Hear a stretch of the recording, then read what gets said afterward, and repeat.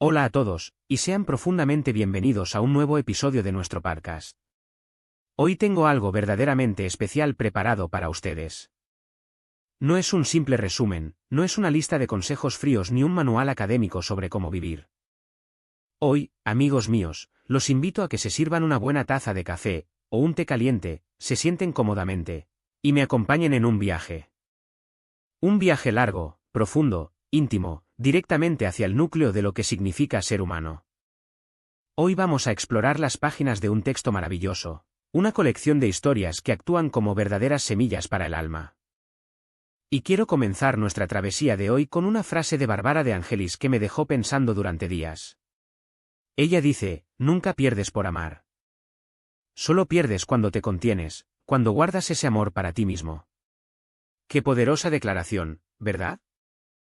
Vivimos en un mundo que constantemente nos empuja a protegernos, a levantar muros, a calcular cada uno de nuestros movimientos emocionales para no salir lastimados. Pero este libro nos propone exactamente lo contrario. Nos invita a desnudarnos emocionalmente ante la vida. Llegará el momento en que te des cuenta de la sutil pero inmensa diferencia entre simplemente sostener una mano y encadenar un alma. Llegará el día en que comprendas que el amor no es solo apoyarse en alguien, y que la compañía no siempre significa paz y seguridad. Descubrirás que un beso no es un contrato, y que un regalo no siempre es una promesa sincera. Aprenderás, a veces a base de golpes y decepciones, a aceptar tus fracasos con la cabeza muy alta y los ojos bien abiertos. Con la dignidad y la gracia de un adulto maduro, y no con el berrinche y el llanto de un niño caprichoso. Porque, seamos honestos, ¿quién en esta vida no ha tropezado un par de veces? La verdadera magia ocurre cuando decides recoger tus propios pedazos rotos y seguir adelante desde donde estás hoy, en el camino que has elegido, sin sentarte a esperar las promesas inciertas del mañana. Te invito hoy a dar sin lamentarte, a soltar sin aferrarte. Porque, piénsalo bien, ¿quién ha sentido alguna vez que ha perdido algo realmente valioso solo por el acto de dar amor? Debemos aprender a guardar lo más hermoso y a sembrar flores en la tierra fértil de nuestra propia alma, en lugar de esperar eternamente a que alguien más venga a traernos un ramo. Y cuando logres esto, te darás cuenta de que has sobrevivido, de que eres fuerte, y de que la vida cobra un sentido completamente nuevo. Ahora, adentrémonos en el primer concepto fundamental de esta obra, el secreto de la felicidad. Imaginen que se levantan hoy y toman una decisión radical: borrar completamente de su mente 2 días específicos. El ayer y el mañana. El ayer es simplemente una biblioteca de experiencias de la cual aprender, y el mañana será, inevitablemente, el resultado de lo que comiences hoy. Así que hoy, este día exacto en el que me estás escuchando, es una oportunidad invaluable para abrazar la vida con una frescura total. Con la convicción absoluta de que este día jamás volverá. Jamás. Es tu verdadera oportunidad de vivir plenamente, porque en este mundo todo es posible y nadie, absolutamente nadie, puede garantizarte que volverás a ver el amanecer de mañana. Hoy te invito a borrar las tristezas de ayer, a invertir tu capital más valioso, que es tu tiempo, en el proyecto más grande de todos, tu propia vida. Puedes proponerte invertir cada minuto para hacer de hoy un día especial, desafiando cualquier obstáculo con la firme creencia de que lo vas a superar. Puedes dominar el pesimismo y conquistar el mundo con una sonrisa. Y es que el secreto es asombrosamente simple. Todo se reduce a cómo decides pensar y ver las cosas. Habiendo dicho esto, me viene a la mente una historia fascinante que ilustra perfectamente el peso de nuestra existencia y el legado que dejamos. Trata sobre un profesor de filosofía, uno de esos tipos excéntricos. Imagínenlo, con un abrigo de lana raído, unas gafas gruesas que le caen por la nariz ocultando casi todo su rostro, dándole un aspecto maravillosamente desaliñado. A veces, este profesor iniciaba debates sobre temas que, a primera vista, a nadie parecían importarle, como, ¿cuál es el significado de la vida? La mayoría de esas discusiones terminaban en el aire, sin conclusiones claras, pero un día hizo algo diferente. Miró a sus alumnos y les pidió que levantaran la mano los que pudieran contarle la historia de sus padres. Todos levantaron la mano. Luego preguntó cuántos podían hablar sobre sus abuelos. Aproximadamente 3/4 partes de la clase mantuvieron la mano en alto.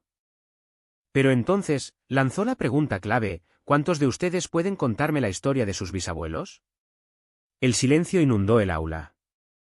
De 60 estudiantes, solo 2 levantaron la mano.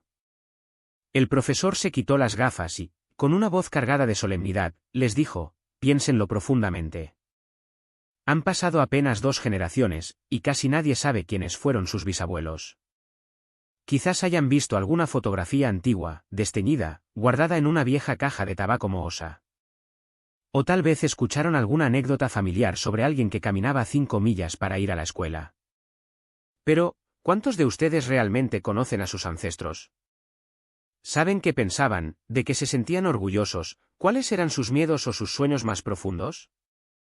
En solo 3 generaciones, sus antepasados han sido olvidados. Entonces, ¿creen que eso mismo les pasará a ustedes? Imaginen 3 generaciones en el futuro. Ustedes ya serán historia antigua.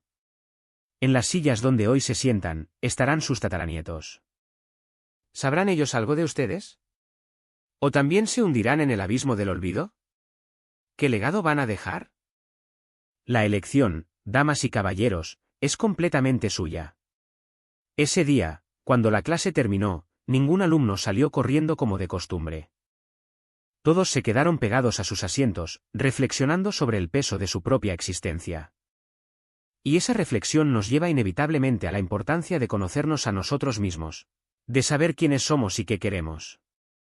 Porque, como bien dice Sheila Murray Bethel, una de las cosas más alentadoras que puedes hacer es definirte a ti mismo. Permítanme contarles la historia de un niño llamado Sparky. Para Sparky, la escuela era un desafío insuperable. Reprobó todas y cada una de las materias en el 8º grado. En la escuela secundaria, suspendió física, latín, álgebra e inglés. Y no es que fuera un genio incomprendido que destacara en otras áreas. En los deportes también era un completo desastre. Aunque logró entrar al equipo de golf de la escuela, perdió rápidamente el único partido importante de la temporada. Sparky era, en pocas palabras, torpe.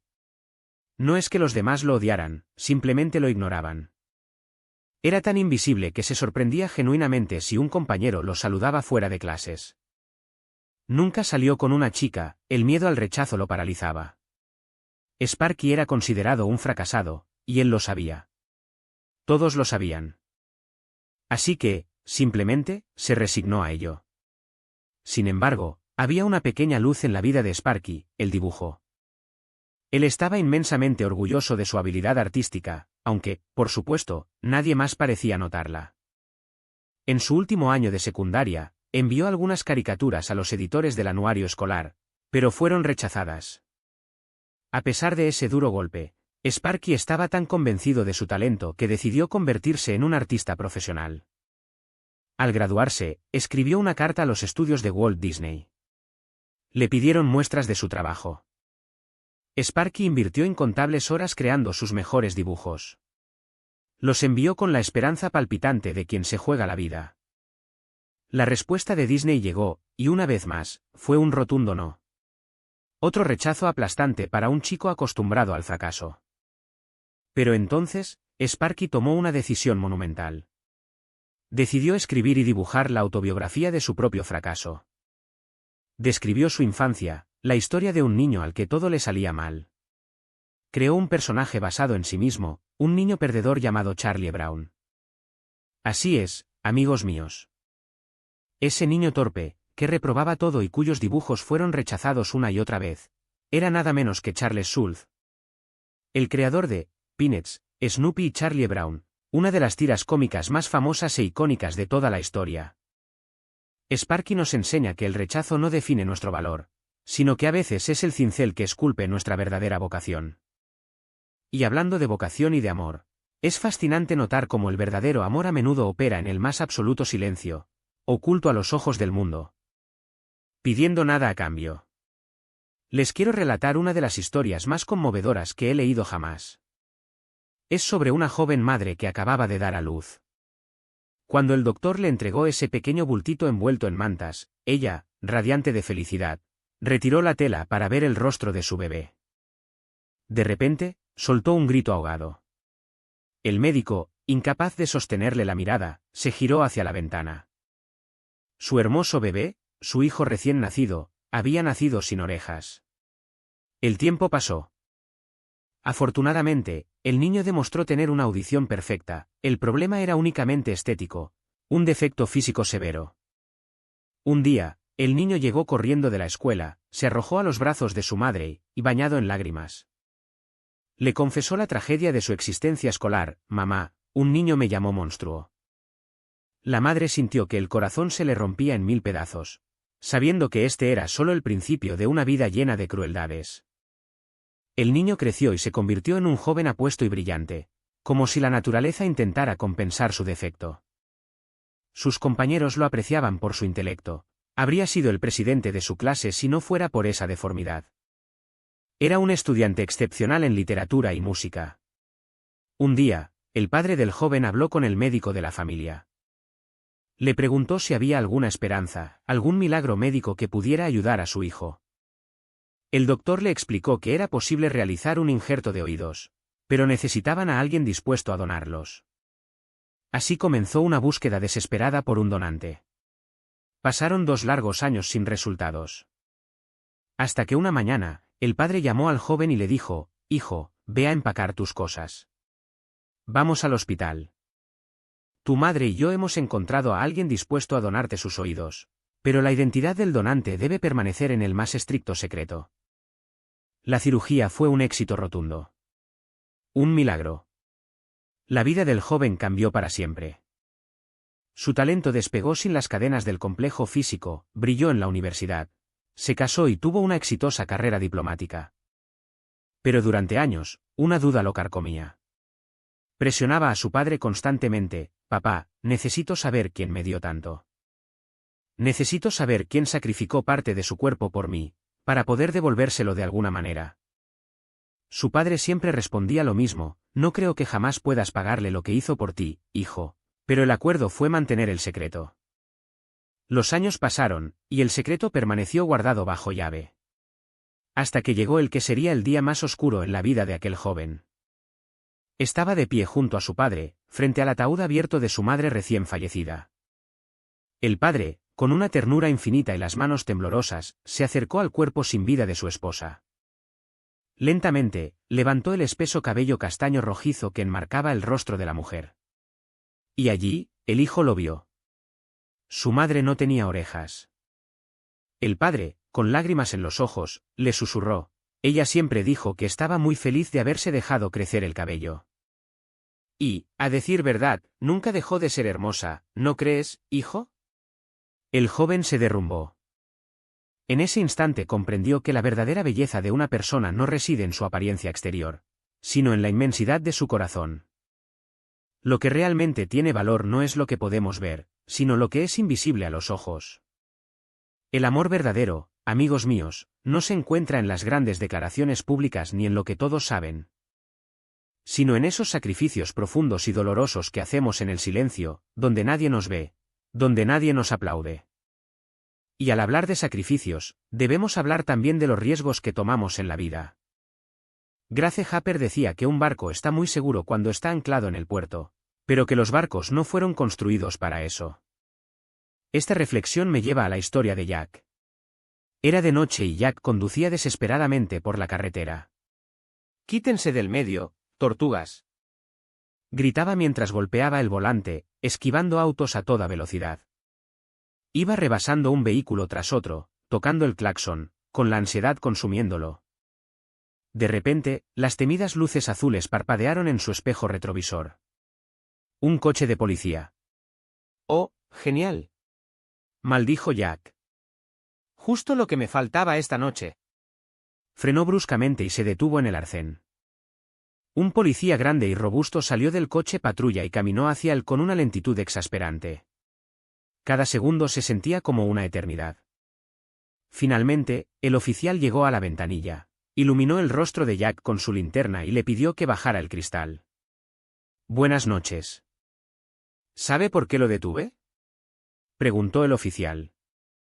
«Sí, señor», respondió Jack con la voz temblorosa. «Iba demasiado rápido, lo sé.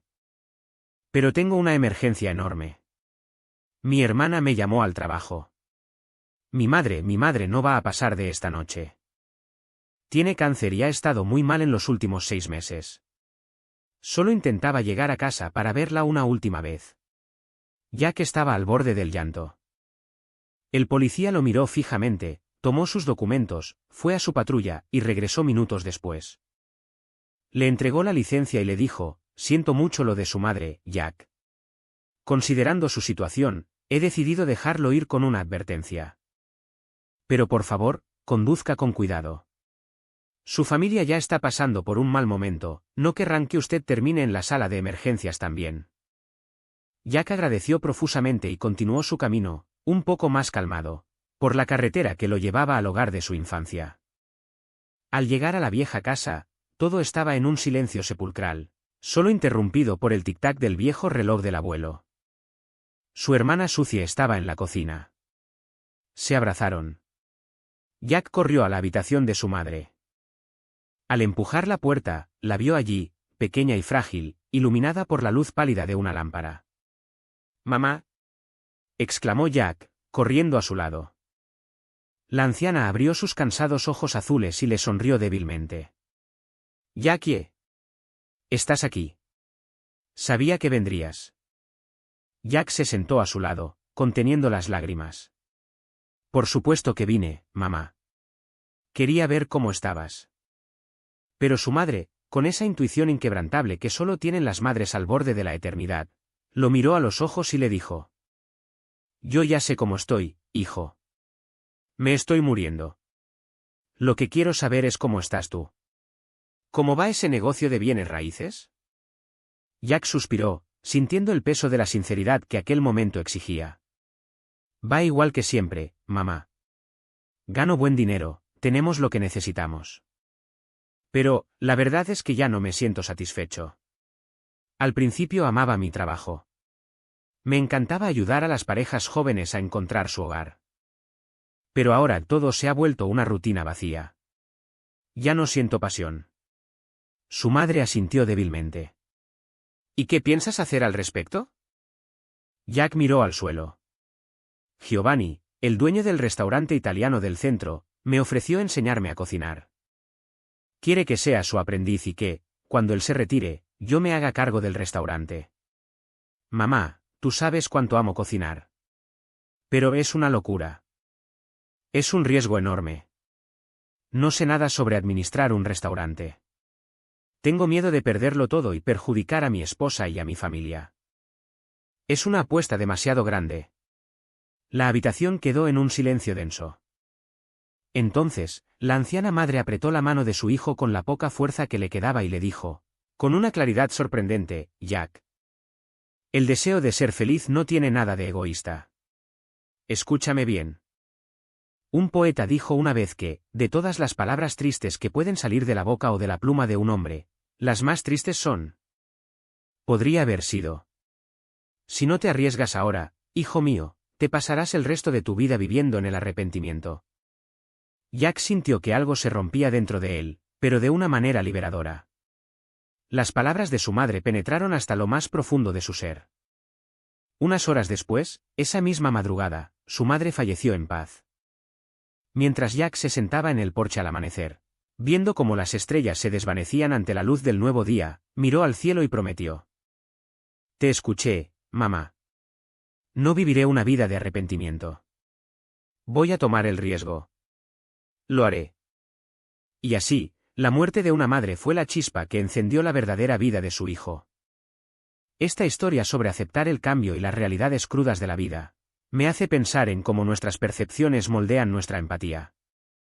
Déjenme compartirles una anécdota muy distinta, pero igualmente poderosa, sobre la empatía y la humildad. Una escritora recordaba su infancia en Vietnam, en una gélida mañana de diciembre. Se había levantado temprano para acompañar a su amigo, a quien llamaban el Gordito Min, y a su padre, a cortar ramas de albaricoque para venderlas antes del año nuevo lunar.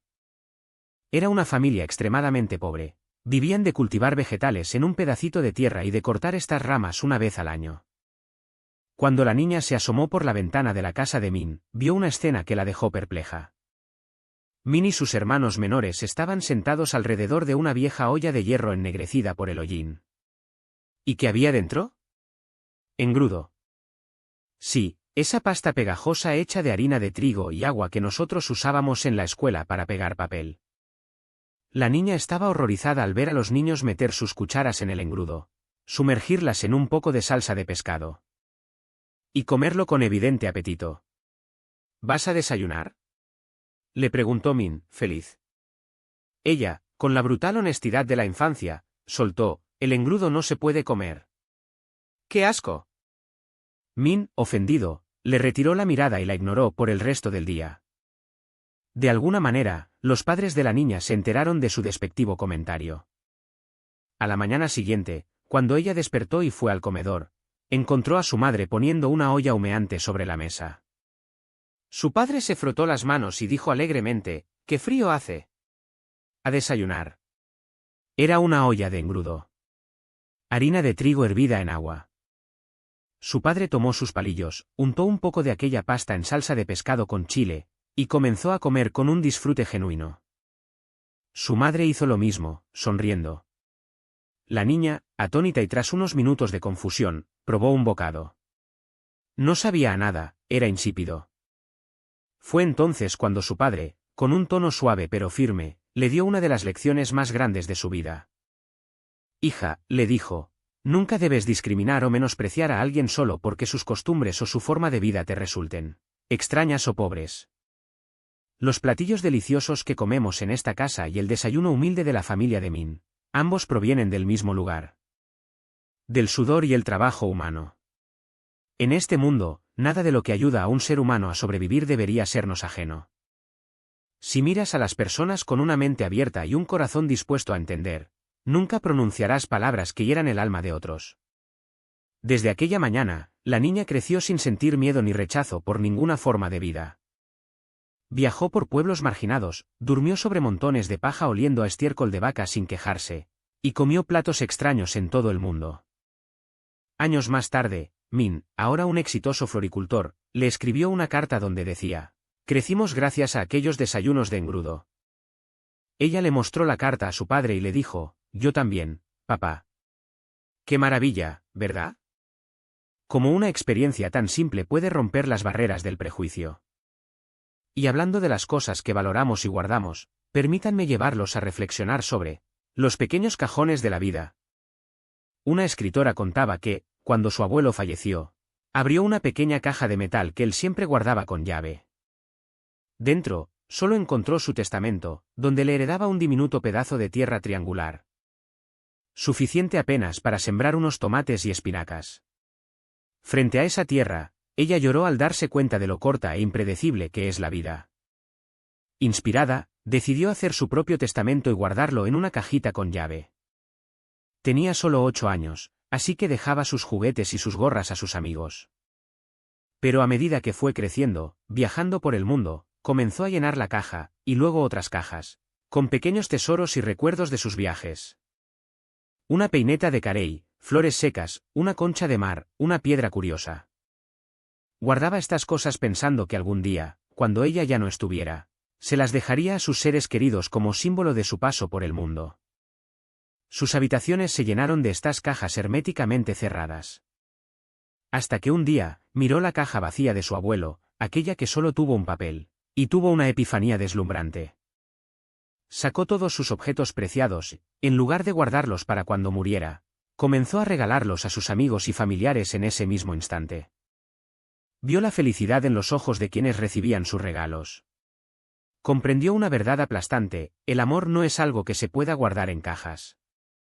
De nada sirve atesorar cariño o recuerdos materiales si los escondemos bajo llave en lugar de compartirlos en vida. No guarden su amor en cajas, amigos míos. Entréguenlo hoy. Y esta idea de entregar amor hoy se conecta perfectamente con la idea de perdonar hoy. Entremos en un terreno que a todos nos resulta difícil: el perdón y la sanación familiar. Amanda Ford dice que perdonar es soltar la tristeza y el dolor para poder continuar viviendo nuestra propia felicidad. Conocí la historia de Jeff, un joven brillante cuyo padre era un médico exitoso, rígido y frío. El padre de Jeff estaba obsesionado con que su hijo fuera a una universidad prestigiosa y siguiera sus pasos. Ya tenía todo planeado y pagado. Pero Jeff, a los 18 años, sentía una pasión incontrolable por el esquí y el montañismo. Un día, se armó de valor y le dijo a su padre que no iría a la universidad, que se mudaría a Colorado para trabajar en una patrulla de esquí. La reacción de su padre fue devastadora. Con el rostro rojo de ira y desprecio, le gritó: «Eres un vago inservible. Ningún hijo mío será un empleado de una estación de esquí. Vete, y no te atrevas a volver a esta casa hasta que tengas el respeto por ti mismo para usar el cerebro que Dios te dio, y vayas a la universidad». Y así, la puerta se cerró. Padre e hijo no cruzaron una sola palabra durante años. Lo que el padre no sabía, y Jeff se negó a contarle por puro orgullo, era que años después, Jeff sí entró a la universidad. Se pagó sus propios estudios trabajando duramente, y estaba a punto de graduarse con honores en planificación de negocios. Jeff invitó a su hermana a la ceremonia, pero le prohibió terminantemente decirle a su padre. Llegó el caluroso día de junio de la graduación. La multitud estaba efervescente. De repente, un amigo de Jeff, que estaba entre el público, vio a un hombre mayor, vestido con elegancia, luciendo algo perdido. El amigo se acercó y el hombre le dijo: «Disculpe, ¿qué clase de evento es este? Mi hija me dijo que viniera aquí, supongo que habrá terminado algún curso sorpresa». El amigo lo acomodó en una silla. Al leer el nombre en la placa del señor, se quedó helado. Era el Dr. Olstrom, el padre de Jeff. Cuando comenzó la ceremonia y los nombres fueron anunciados, Jeff fue el último en subir al escenario. Recibió su diploma. Al comenzar a bajar las escaleras, buscó a su hermana en la multitud. Pero en su lugar, una figura se puso de pie entre el público. Era su padre. Sus miradas se cruzaron desde la distancia. ¿El doctor? Olstrom, aquel hombre frío e implacable, extendió los brazos y bajó la cabeza. En un gesto que era a la vez un abrazo a la distancia y una profunda e innegable súplica de perdón. El tiempo se detuvo en aquel auditorio. Jeff bajó las escaleras con los ojos empañados en lágrimas, miró a su amigo y le susurró: «Ese es mi padre». Cuando el amigo le preguntó qué iba a hacer ahora, Jeff sonrió y respondió: «Creo que me iré a casa a visitar a mi familia». El rencor se deshizo en un instante ante la presencia del amor. Esta asombrosa capacidad de amar lo que parece roto o diferente me lleva a una de mis historias favoritas, que ocurre no entre humanos, sino en el mundo animal, demostrándonos que la naturaleza tiene lecciones invaluables sobre la aceptación. Sucedió en una granja, en una noche helada donde la temperatura había bajado a 5 grados bajo cero. Una vaca estaba de parto. Tras horas de sufrimiento, dio a luz a un ternero rubio, sano y fuerte. Los dueños se fueron a dormir. Pero a la mañana siguiente, al entrar al establo, escucharon un llanto extraño. Oculto entre la paja, había nacido un segundo ternero. Cuando encendieron la luz, se quedaron paralizados por el terror. El animal era una criatura grotesca, tenía la cabeza desproporcionadamente grande, una inmensa joroba en la espalda, las 4 patas torcidas hacia adentro, las pezuñas hinchadas, y temblaba violentamente. Pero lo que más les encogió el corazón fue que, al girarle la cabeza, vieron que el ternero tenía un solo ojo. Era un defecto genético horrendo. Incluso la vaca madre lo rechazaba brutalmente, cada vez que el pequeño intentaba acercarse para mamar. Ella lo pateaba en la cara y lo embestía hasta tirarlo al suelo. Sangrando y dolorido, el ternerito se refugiaba en un rincón y esperaba a que la madre durmiera para poder acercarse a robar un poco de leche. Los niños de la granja, que al principio le temían, terminaron bautizándolo como Cíclope, en honor al gigante de un solo ojo de la Odisea. Contra todo pronóstico, Cíclope sobrevivió. Con el paso de los meses, su ternura infinita conquistó a todos. Cuando los niños le llevaban comida, él corría tambaleándose y les lamía las manos, exigiendo que le rascaran la cabeza. Los demás animales de la granja también parecían comprender su vulnerabilidad y se acercaban a él. En invierno, los gatos dormían sobre su inmensa joroba para calentarse. Forjó una amistad insólita con un pollito llamado Omelette, que se subía a sus extraños cuernos deformes para limpiarle los insectos. Sin embargo, en el mundo ganadero, Cíclope era inútil. Cuando llegó la temporada de apareamiento, Cíclope tuvo que ser encerrado porque asustaba a las vacas jóvenes. Lloraba de soledad en su corral. Los dueños intentaban, sin éxito, identificar qué vacas estaban en celo para la inseminación, un proceso que requería horas de observación tediosa. Frustrados, un día notaron que Cíclope estaba mirando fijamente a una vaca joven desde su encierro y le mugía suavemente, y la vaca le respondía. Decidieron soltarlo, pensando que, debido a sus deformidades, Cíclope era impotente y no haría ningún daño. Cíclope corrió torpemente hacia la vaca, se acercó, inclinó su pesada cabeza y apoyó suavemente su hocico en el cuello de ella. Ella lo aceptó, frotándose contra él. Los dueños descubrieron que Cíclope tenía una habilidad asombrosa y milimétrica para detectar qué vacas estaban listas para aparearse. Durante los 2 años siguientes, Cíclope se convirtió en la herramienta de detección más precisa de toda la granja, logrando un 100% de efectividad. Ya nadie lo consideró inútil, y él nunca más volvió a estar solo. Cíclope vivió solo 4 años y medio, y murió pacíficamente bajo su árbol favorito. Cuando falleció, toda la familia lloró amargamente. Se dieron cuenta de que aquel animal deforme y extraño había despertado en ellos una empatía y una compasión que no sabían que poseían. Cíclope les enseñó que, detrás de la fealdad física, había un alma que ansiaba vivir, amar y ser amada. A veces, las lecciones más grandes vienen de los envases más inesperados. Tomen, por ejemplo, la historia del pequeño Willard P. Franklin, un niño de secundaria. Willard vivía en su propio mundo de aislamiento. Ignoraba a la maestra, evitaba a sus compañeros, y respondía a los saludos con gruñidos. Era el típico chico problemático y distante. Llegó la época navideña, y la escuela organizó una colecta de dinero para comprar comida, ropa y juguetes para las familias más necesitadas de la comunidad. La maestra dio un discurso sobre la importancia de dar y anunció que al día siguiente recogerían las donaciones. Al día siguiente, a la hora de la colecta, casi todos los niños habían olvidado traer su dinero. Todos excepto el silencioso y huraño Willard P. Franklin. El chico se levantó, caminó hacia el escritorio de la maestra. Metió la mano en su raído bolsillo y depositó cuidadosamente 2 monedas de 25 centavos en la caja. No necesito beber leche en el almuerzo hoy, murmuró. Por una fracción de segundo, la maestra vio en el rostro de Willard una sonrisa tímida pero genuina, la primera que le veía en meses. Esa misma tarde, la maestra llevó el dinero al director y le comentó, con esperanza, que creía que Willard estaba empezando a abrirse al mundo. Que ese acto de generosidad era una señal de que quería integrarse. El director asintió con una sonrisa triste y le entregó la lista de las familias que recibirían la ayuda navideña. Aquellas que vivían en la pobreza extrema. La maestra miró la hoja de papel y sintió un nudo en la garganta. En el primer lugar de la lista de los más necesitados, encabezando a las familias que recibirían caridad, estaba el nombre de Willard P. Franklin.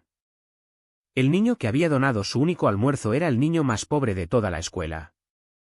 Ese niño, inmerso en la pobreza y el silencio, entendía el valor de dar mejor que nadie. El amor, en su forma más pura, no conoce límites, no conoce lógica. Y si hablamos de un amor que trasciende la lógica, tenemos que hablar del amor incondicional de una madre. Piensen en esta imagen, una mujer de 50 años, diagnosticada con cáncer de mama, a punto de someterse a una mastectomía. Llama por teléfono a su madre de 80 años, que vive al otro lado del país. Solo le dice, mamá, no olvides traer tu viejo triturador de papas. A pesar de la edad y la distancia, la anciana madre toma un avión y cruza Estados Unidos sin mostrar la menor fatiga. ¿Por qué el triturador de papas? Porque desde que la hija era una niña, cada vez que enfermaba, su madre le preparaba un tazón humeante de puré de papas. Era su poción mágica, su medicina para el alma. Ahora la hija era una adulta enfrentando a la muerte, pero ante los ojos de su madre, seguía siendo su pequeña niña que necesitaba cuidados. Cuando la hija despertó de la cirugía, lo primero que vio fue a su anciana madre sacando de la maleta aquel triturador de papas de madera, gastado por 60 años de uso. Durante la brutal quimioterapia, la madre se negó a sentarse. Caminaba con ella, le aplastaba las pastillas porque la hija, A sus 50 años, no podía tragarlas. Le preparaba té de jengibre y se quedaba de pie, velando su sueño durante las noches de agonía. La hija, al observar la incansable dedicación de su madre, comprendió que el Día de la Madre no es un domingo de mayo. Es cada maldito día en que tienes el inmenso privilegio de que esa mujer respire cerca de ti. Y permítanme hacer una pausa dramática aquí. Porque la relación con nuestras madres es una de las ironías más dolorosas de la vida humana. Cuando naces, ella te sostiene en sus brazos, y tú se lo agradeces llorando a todo pulmón. Al año, te alimenta bocado a bocado, y tú se lo agradeces despertándola de madrugada. A los 5, te viste de gala para una fiesta, y tú se lo agradeces tirándote en el charco de lodo más cercano.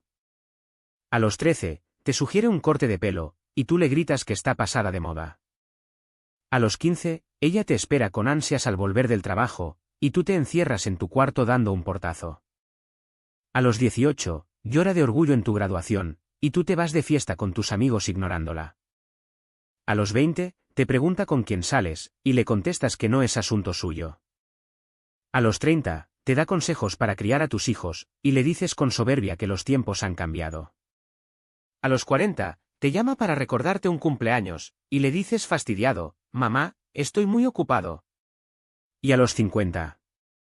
A los 50 ella se enferma, requiere tu cuidado, y tú te pones a leer libros sobre cómo los padres ancianos se convierten en una carga. Y entonces, un día cualquiera, en silencio, ella se va. Se apaga. Y todo aquello que nunca hiciste, todas las palabras de amor que te tragaste, todo el tiempo que le negaste, se derrumba sobre ti como una montaña de remordimientos. Ámala hoy. Escúchala hoy, aunque repita la misma historia. Porque tu vida no tendría forma, ni aliento, ni sentido, sin los sacrificios silenciosos que ella hizo en la cocina. En la oscuridad de tu cuarto cuando tenías fiebre, en las madrugadas en vela. No hay nada en este universo que pueda reemplazar a una madre. Pero el amor y la esperanza no solo se manifiestan hacia nuestra propia sangre. A veces, proyectamos nuestra esperanza de vivir en las criaturas más vulnerables. Déjenme llevarlos ahora a un paisaje árido, al desierto de Sonora en Arizona. Una madre y su hijo de 14 años, Scott, conducían de regreso a su granja cuando quedaron fascinados viendo a una pareja de halcones de cola roja, realizando un vuelo majestuoso. Una danza nupcial en los cielos anaranjados del atardecer. Era pura poesía en movimiento.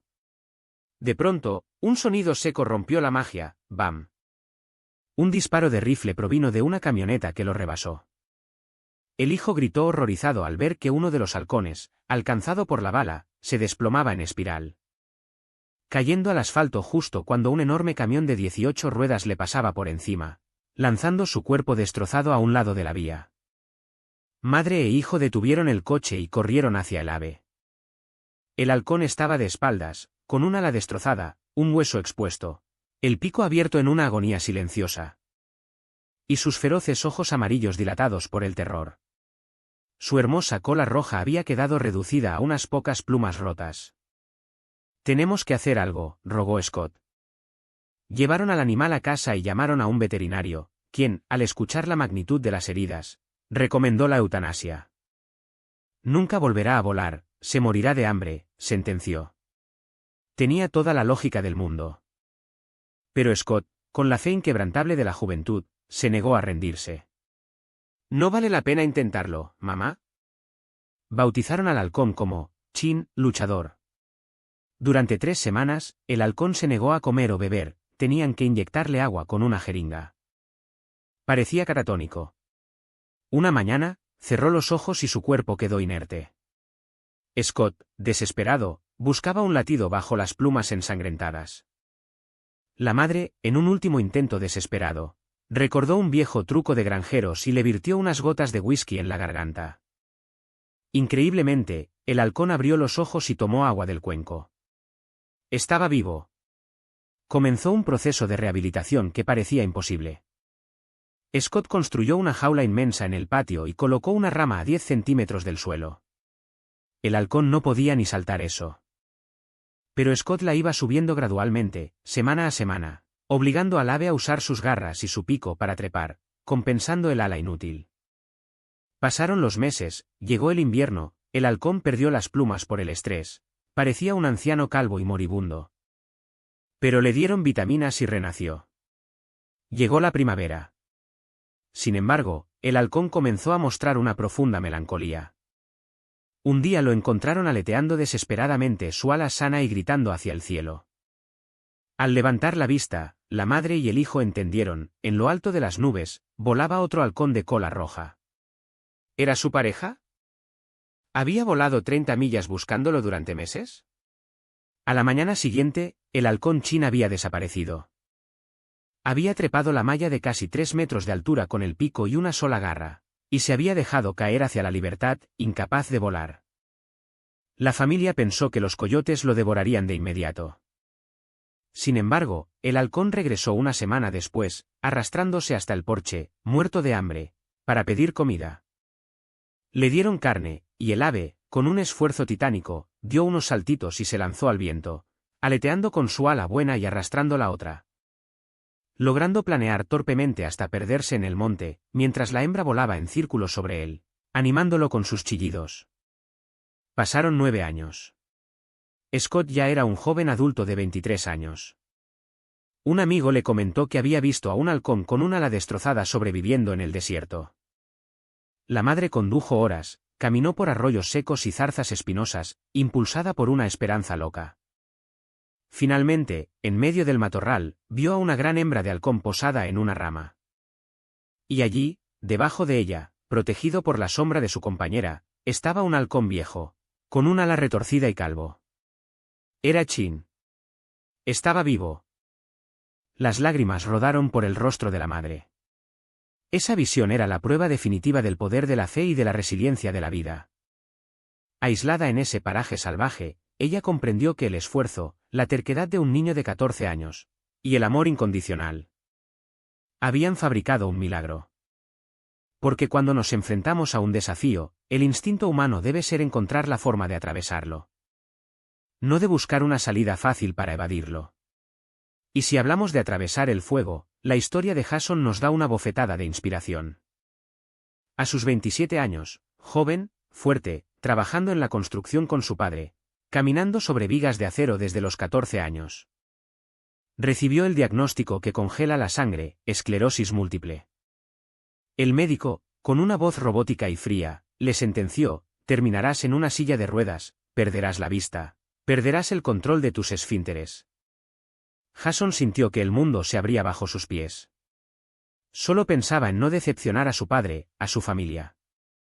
En lugar de hundirse en la miseria, se refugió en una vieja iglesia y rezó, pidiendo no por él, sino por fuerza para no fallarle a los suyos. Poco después, leyó sobre un hombre llamado Pat, que había combatido la esclerosis múltiple con una dieta brutal y un régimen de ejercicio casi militar. Jason lo contactó y decidió imitarlo. Hubo días oscuros en los que su esposa Tracy tenía que ayudarle a vestirse porque su cuerpo no respondía. Pero la frase, no te rindas, martillaba su mente. Meses después, comenzó a ir al gimnasio 6 días a la semana. Su objetivo no era solo caminar, era participar en una competencia de fisicoculturismo. Y lo logró. Imaginen a este hombre, al que le dijeron que quedaría en silla de ruedas, subido en un escenario bajo los reflectores, tensando sus músculos ante una multitud. Quedó en 6º lugar. Al mirar a la 4ª fila, vio a su padre de pie, aplaudiendo a rabiar, con los ojos anegados en lágrimas. Esa noche, su padre le puso las manos en los hombros y le dijo: hijo, estoy orgulloso de ti. Eres el hombre más rico en voluntad que conozco. Hemos construido muchos cimientos en nuestro negocio de construcción, pero tú me has demostrado que el verdadero cimiento de la vida es la familia. ¡Qué victoria! Las batallas se ganan en la mente, mis amigos. No importa si tu cuerpo falla o si tu pasado te condena. Hablando del pasado que condena, hay un viejo cuento sobre 2 jóvenes hermanos que cometieron el error de robar ovejas en su pueblo. Al ser atrapados, los aldeanos, como castigo eterno, les marcaron a fuego en la frente las letras St. Sheep Thief, ladrón de ovejas en inglés. Uno de los hermanos, avergonzado y humillado, huyó del pueblo para siempre, amargado. El otro decidió quedarse. Aceptó su culpa, Sintió un profundo remordimiento y dedicó cada hora de su vida a ayudar a los demás. Cuidaba a los enfermos, cargaba cosas pesadas para las viudas, construía techos, todo sin cobrar una moneda. Pasaron las décadas. Un viajero que pasaba por el pueblo vio a este anciano, amado y reverenciado por todos, con los niños jugando a su alrededor. Y notó las extrañas letras, ST, marcadas en su arrugada frente. Intrigado, el viajero le preguntó al cantinero qué significaban esas letras. El cantinero, rascándose la cabeza, respondió: no estoy seguro, sucedió hace mucho, mucho tiempo. Pero viendo cómo vive este hombre y lo que hace por nosotros, creo que es la abreviatura de Saint, santo. Esa es la redención. No nos define lo que fuimos, ni nuestros peores errores. Nos define lo que elegimos hacer con el resto del tiempo que nos queda. No amamos a los demás por su etiqueta, sino por la esencia que emana de su corazón. Miren cómo la actitud frente a las dificultades lo cambia todo. En un pequeño pueblo vivían dos hermanos gemelos. Tuvieron la misma crianza en la más abyecta pobreza. Su padre era un alcohólico violento y su madre una mujer sumisa. A los 17 años, los padres murieron en un accidente, dejando a los gemelos en la miseria. Se separaron. Años después, alguien entrevistó a uno de ellos, que se había convertido en un borracho sin futuro ni hogar. Le preguntaron por qué su vida era un desastre, y él respondió: ¿qué esperabas de mí, teniendo un padre como el que tuve? Luego, fueron a entrevistar al otro hermano, que se había convertido en un multimillonario ingeniero, con una hermosa familia y una empresa de construcción. Le preguntaron cuál era el secreto de su éxito, y él respondió exactamente con la misma frase: ¿qué esperabas de mí, teniendo un padre como el que tuve? El mismo trauma, el mismo dolor, la misma semilla. Uno la usó como excusa para pudrirse, el otro la usó como abono para crecer y asegurarse de no repetir la historia. Nuestra percepción es la lente a través de la cual creamos nuestra realidad. Déjenme profundizar en este concepto de percepción y actitud. Todos tenemos heridas y cicatrices que nos molestan. A veces nos quejamos de nuestras pequeñas cargas. Cuenta la historia de un joven aprendiz hindú que vivía quejándose amargamente de todo. Su maestro, cansado de su pesimismo, le pidió que trajera un puñado de sal. Le ordenó que echara la sal en un vaso de agua y se la bebiera. ¿A qué sabe?, preguntó el maestro. Está amarguísima, intomable, escupió el aprendiz. El maestro sonrió. Lo llevó a un inmenso y hermoso y cristalino lago cercano. Ahora, arroja otro puñado exacto de sal en el lago, le indicó. El chico lo hizo. Ahora bebe del lago. ¿A qué sabe? Está fresca y dulce, respondió el aprendiz. ¿Sientes el sabor a sal? No, maestro, para nada. El anciano se sentó a su lado y le dijo: el dolor de la vida es la sal. La cantidad de dolor es exactamente la misma. Pero el sabor que experimentas depende del recipiente en el que lo pongas. Cuando sientas dolor, lo único que debes hacer es expandir tu percepción, tu sentido de las cosas. Deja de ser un vaso, y conviértete en un lago. Dejar de ser un vaso y convertirnos en un lago. Diluir nuestro dolor en la inmensidad de la empatía, del aprendizaje, de la ayuda a otros. Cuando ayudamos a otros, nuestro vaso se expande.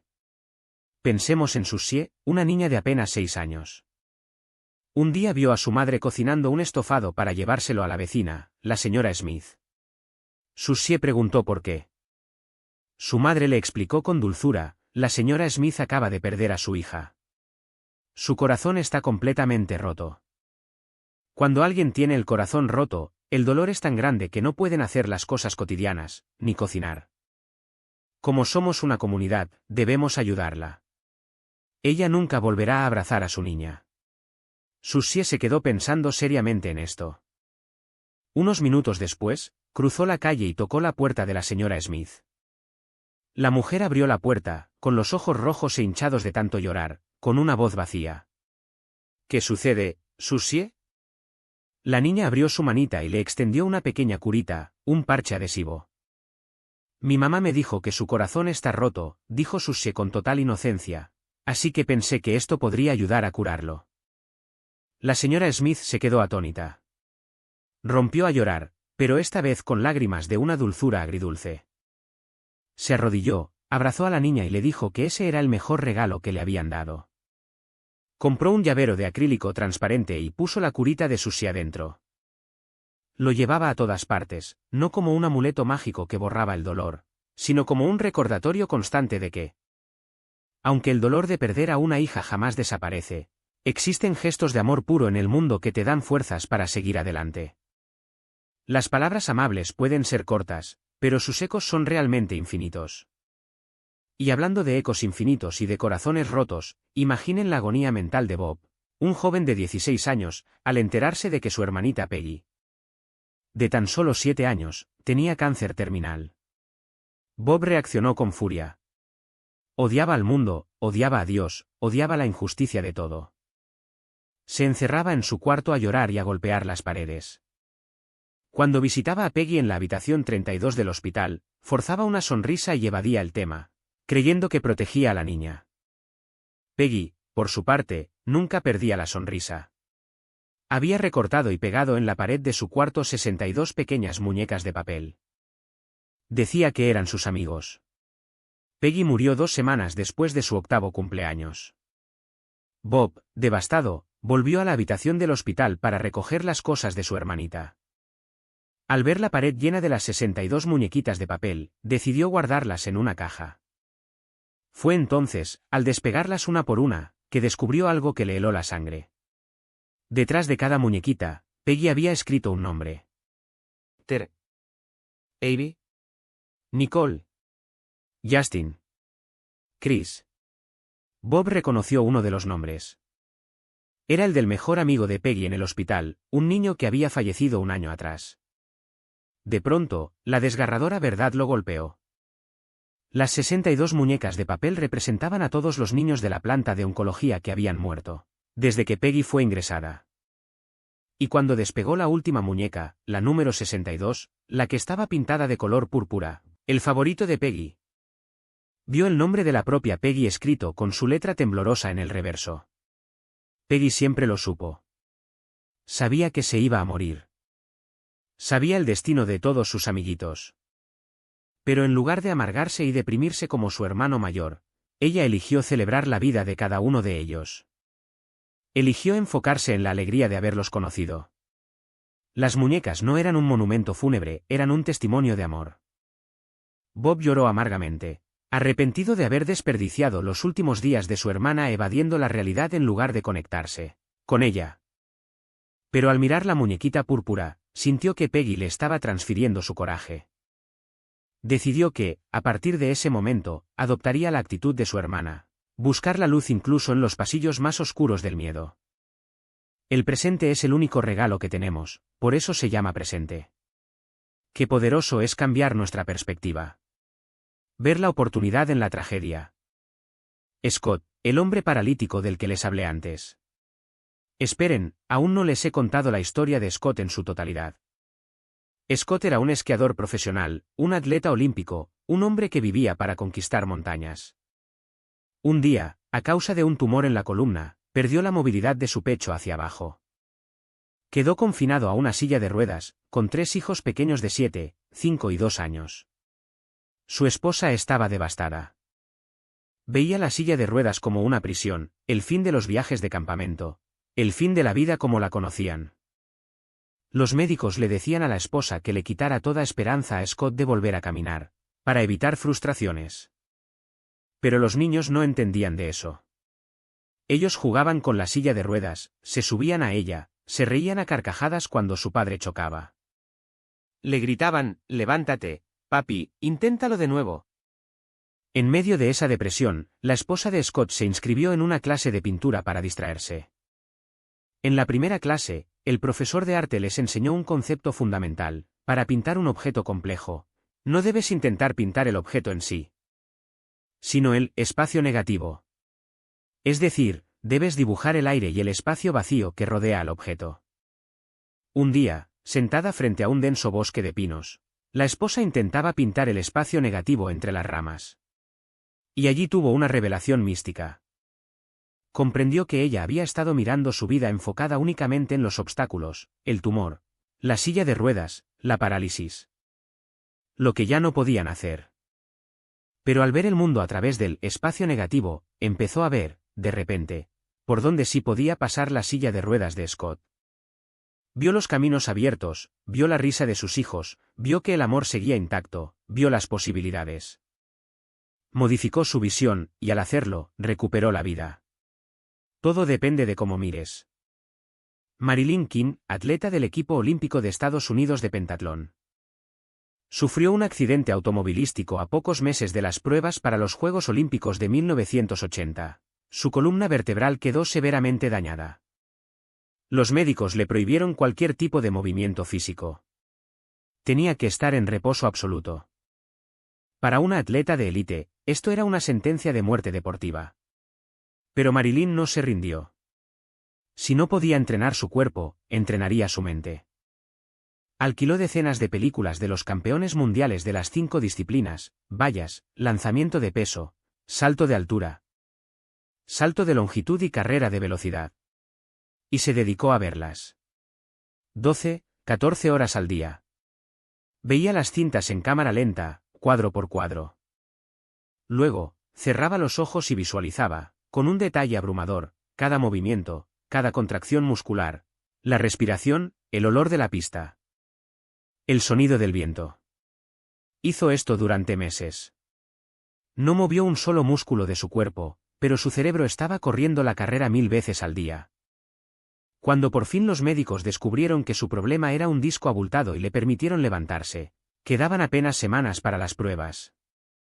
Casi sin calentamiento físico real, Marilyn King se presentó en el estadio. Su mente conocía la rutina tan perfectamente que su cuerpo simplemente obedeció. Marilyn King quedó en segundo lugar y clasificó para el equipo olímpico. ¿Entienden la magnitud de esto? La mente no distingue entre una visualización intensa y la realidad. Si cultivas la victoria en tu mente, tu cuerpo te seguirá. Pero, ¿qué pasa cuando la mente está brillante y viva, pero el cuerpo es una prisión inexpugnable? Entramos a la historia de un niño, apodado por los terapeutas como el chico rebelde y no cooperativo. Era un niño con parálisis cerebral severa. No podía coordinar sus movimientos, sus brazos y piernas se agitaban sin control, y era totalmente incapaz de hablar. Durante 11 años, estuvo atrapado en un muro de silencio. Los médicos habían intentado terapias convencionales y avanzadas, y todas fracasaron. El niño, frustrado, gruñía y se resistía. Hasta que un día, lo llevaron a la oficina de la señora Neff, la terapeuta más temida del centro. La señora Neff no le tuvo lástima. Le mostró un aparato rarísimo, como una catapulta de metal que se ataba a la cabeza, con un puntero extendido hacia adelante. Esto es una herramienta de terapia del lenguaje, le dijo con severidad. No es un juguete. Si veo que intentas apuñalar a alguien con esto, te lo quito. ¿Entendido? El chico asintió, temblando. Esa misma semana, le ataron la cabeza al extraño dispositivo y lo sentaron frente a una máquina de escribir gigantesca y anticuada. La señora Neff le dijo, escribe tu nombre. El niño, que llevaba 11 años siendo considerado casi un retrasado mental por su falta de comunicación, controló los espasmos de su cuello con un esfuerzo sobrehumano, bajó la cabeza, y con el puntero pegó a una tecla. Luego otra. Luego otra. Escribió su nombre a la perfección. En la habitación contigua, a través de un cristal de observación, los otros terapeutas, que lo habían dado por perdido, lloraron de emoción. Ese día, un alma fue liberada de su prisión de carne. Para el mundo exterior, golpear una tecla era algo minúsculo, pero para ese niño era el equivalente a escalar el monte Everest o cruzar el océano Atlántico en una balsa. El poder de alguien que simplemente te dice, yo creo que puedes hacerlo. ¿Qué fuerza tiene creer en alguien? ¿Qué fuerza tiene enseñar? Imaginen a esta profesora que daba clases a niños hospitalizados. Su trabajo era evitar que se atrasaran en el colegio. Un día la llamaron para ir a la unidad de quemados. Le advirtieron que debía ponerse un traje estéril, mascarilla y guantes. Le dijeron que le enseñara a un niño, que estaba al borde de la muerte, la lección sobre sustantivos y adverbios. Cuando la profesora entró, casi se desmaya. El niño estaba carbonizado, apenas reconocible, en una agonía terrible. Temblando, la maestra cumplió su deber, le explicó la gramática con voz suave y se fue, sintiéndose la persona más inútil del universo. ¿Para qué enseñarle gramática a un niño que se iba a morir esa noche? Al día siguiente, regresó al hospital.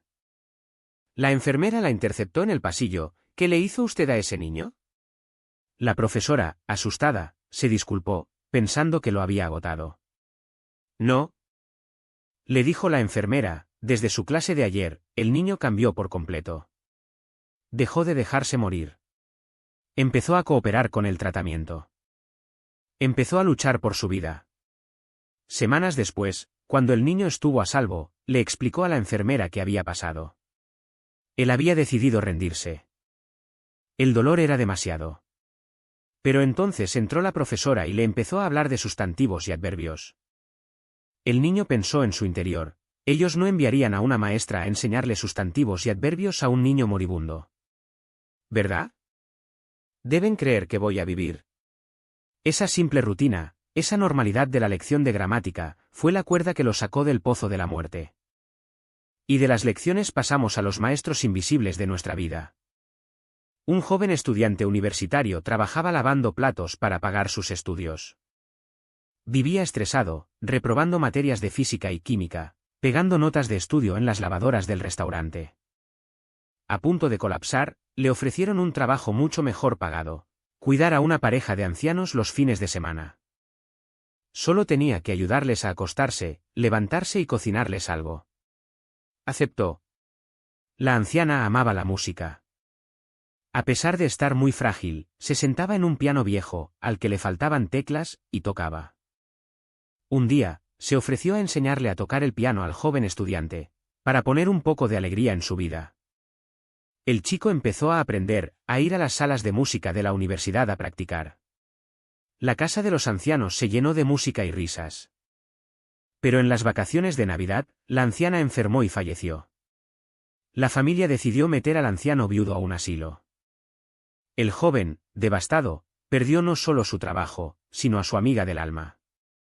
Tuvo que volver al horrible trabajo de lavar platos. Cuando fue a pedir sus turnos en la cafetería, el encargado lo miró y le entregó un sobre. Era de parte de la anciana. Sabiendo que iba a morir, ella había arreglado un cheque con dinero suficiente para pagarle la colegiatura completa de todo el año. Con una sola condición escrita en una nota: debes seguir tomando tus clases de piano.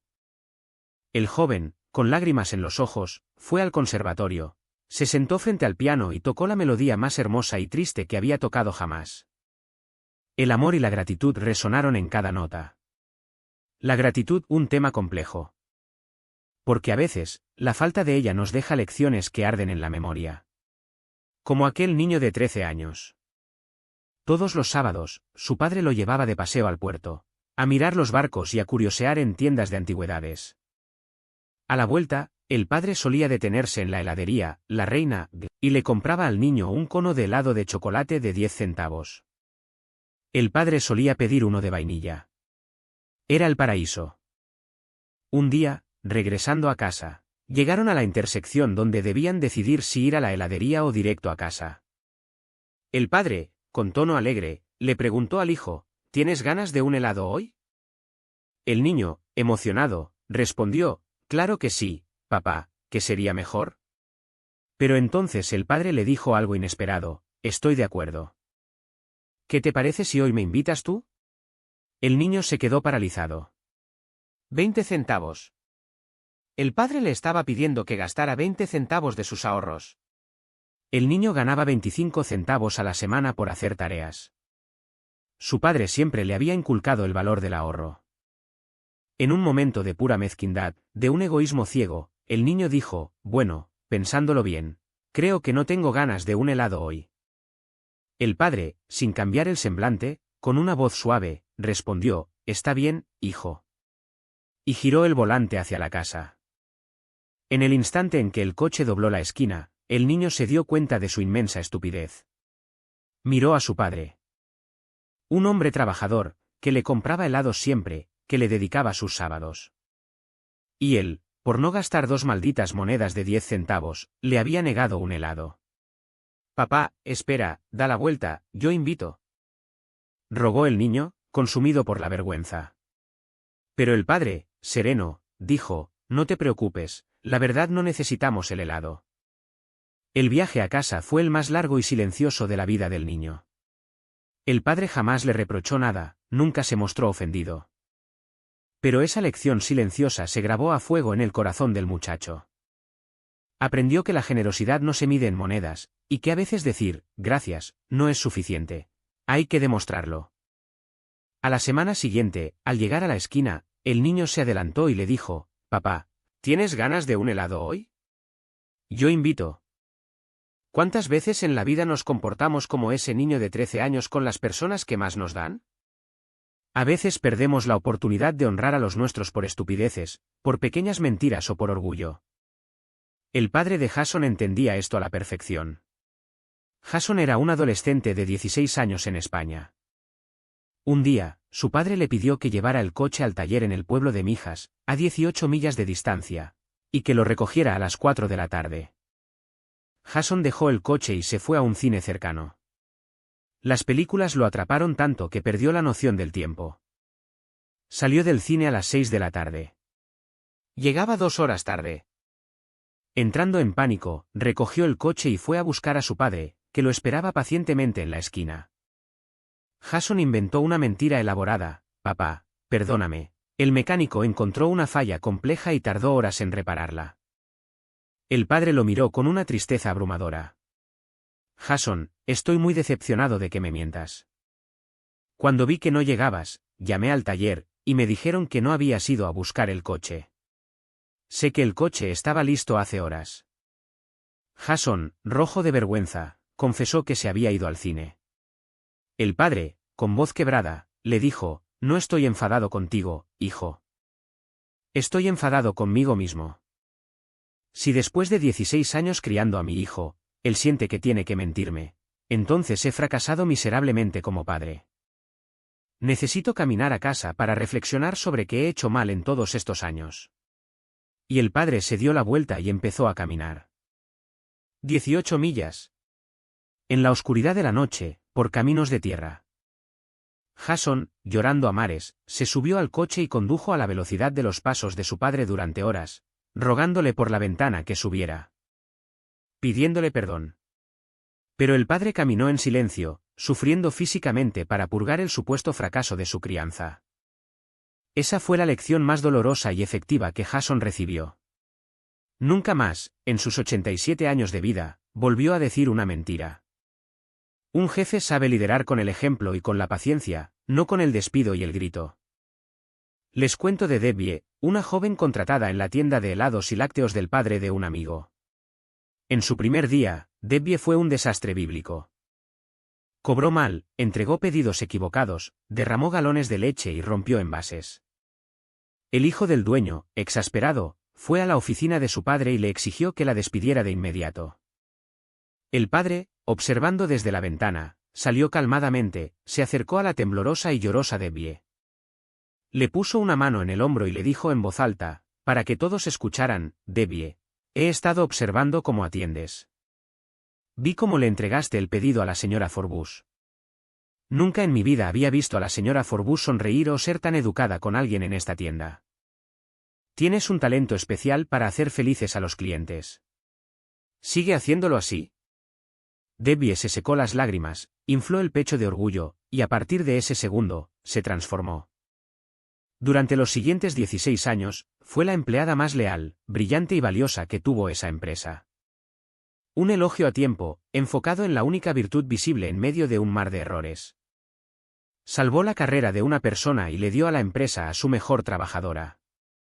Para concluir este viaje monumental, quiero relatarles una última historia sobre la esperanza frente a la muerte inminente. Que engloba todo lo que hemos hablado, el coraje, la percepción y el amor a la vida. En una escuela para niños con necesidades especiales, la maestra, la señora George, tenía una clase de 4 alumnos. Uno tenía parálisis cerebral, otro tenía una herida de bala en la cabeza, otro tenía polio, y el último, llamado David, padecía distrofia muscular. La señora George era un torbellino de energía de 1,50 m de estatura. En el primer día, les dijo a todos, David cumplirá 19 años el 6 de mayo. Vamos a hacerle una fiesta enorme con bailarinas hermosas. El niño con parálisis cerebral, que usaba un puntero en la cabeza, pensó, la maestra está loca. La enfermedad de David ya le llegó a los pulmones. No pasará del invierno. Pero la maestra George no se rendía. Cuando David no podía respirar y tenía pánico de morir mientras dormía. La maestra le acondicionó una cama en el salón y le masajeaba el pecho durante horas para que pudiera respirar. Bromeando y diciendo que estaba ejercitando sus brazos para jugar tenis. Hacía que los otros alumnos sintieran que su propia vida era un regalo inmenso al ver a David luchar como un león, por cada miserable bocanada de aire. David le decía a su compañero, estaré bien, amigo, estaré bien. Llegó abril. El 10 de abril, David fue llevado de urgencias al hospital para conectarlo a un respirador artificial. El 15 de abril, el compañero con parálisis cerebral recibió una nota mecanografiada de la señora George, no vayas al hospital esta noche. David falleció mientras dormía. No se lo diré al resto de la clase hoy, porque nos vamos al circo y no hay razón para arruinarles la alegría. Iremos a despedir a David mañana. Atentamente, señora George. La maestra George soñó un sueño imposible. No pudo lograr que David celebrara sus 19 años, pero le dio meses de paz, dignidad y valentía. Y logró que el chico con parálisis cerebral se graduara con honores. Sentado en su silla de ruedas el día de su graduación, el joven escuchó la canción, El sueño imposible, sonando en los altavoces. Y miró a la señora George, con su vestido amarillo, llorando de orgullo en la primera fila. Ella se atrevió a soñar lo imposible, y con su amor incondicional, construyó puentes donde la ciencia y la sociedad solo veían abismos. Amigos míos, así es el tapiz de la existencia. Estamos hechos de la misma harina y agua que formaba el engrudo del niño pobre de Vietnam. De la misma sal que amarga nuestro vaso o se diluye en nuestro lago. Del mismo vuelo roto del halcón en el desierto. De los mismos errores del joven que roba ovejas y se redime. Y del mismo amor silencioso de la madre que nos amasa las papas en la antesala de la muerte. No dejen que las pequeñas decepciones construyan muros entre ustedes y los que aman. Como los gemelos que pasaron 20 años sin hablarse por un billete perdido, solo para descubrir que fue un extraño quien lo robó. Destruyan esos muros hoy. Perdonen hoy. Compartan los tesoros de sus cajitas con llave hoy. Amen a sus cíclopes, perdonen a sus padres, abracen el espacio negativo de sus tragedias y construyan, sobre las cenizas de sus fracasos, el rascacielos de su propia felicidad. Nunca pierden por amar. Solo pierden cuando se contienen. Gracias por haberme acompañado en este viaje a las profundidades del espíritu humano. Que estas semillas del alma germinen en sus corazones, y que florezcan, inmensas y fuertes, en cada paso de su camino. Hasta la próxima.